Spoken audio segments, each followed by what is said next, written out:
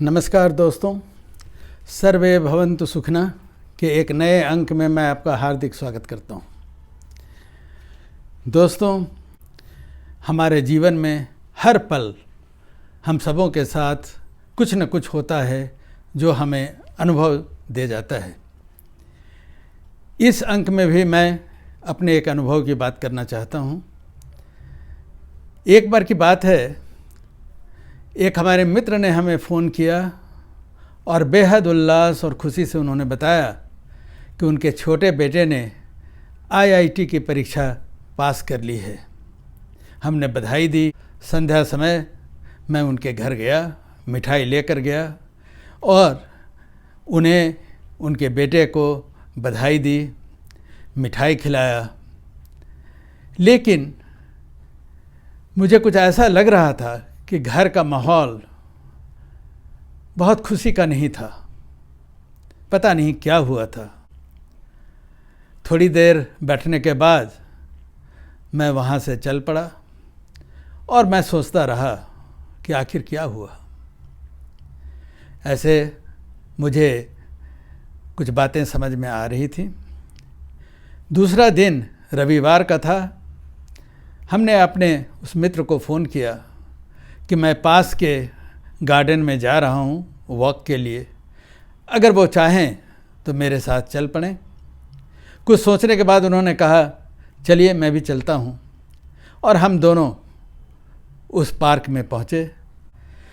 Park में घुसते ही मेरे मित्र का चेहरा खिल गया। बड़े बड़े गुलाबों ने उनका स्वागत किया। माली आकर हमसे मिले।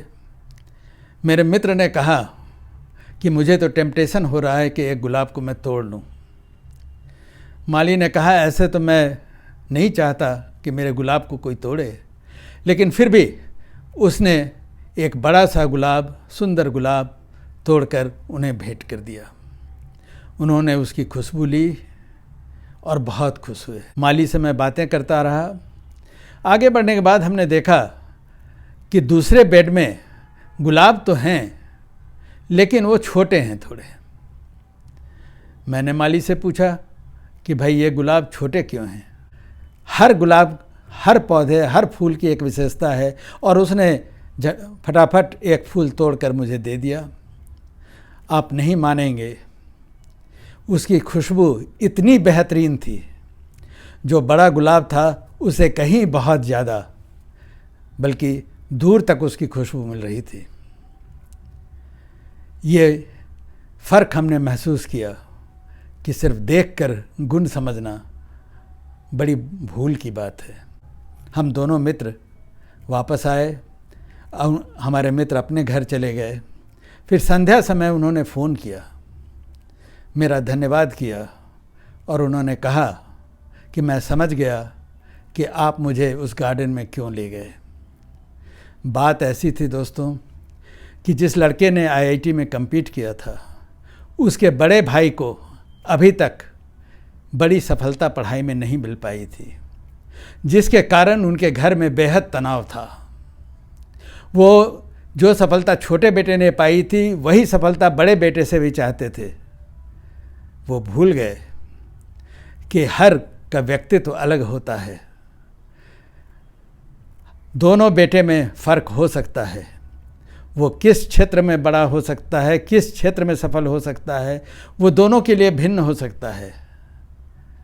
इसका ध्यान दोस्तों हम लोगों को अपने घर में, अपने बच्चों के साथ ज़रूरी रखना चाहिए।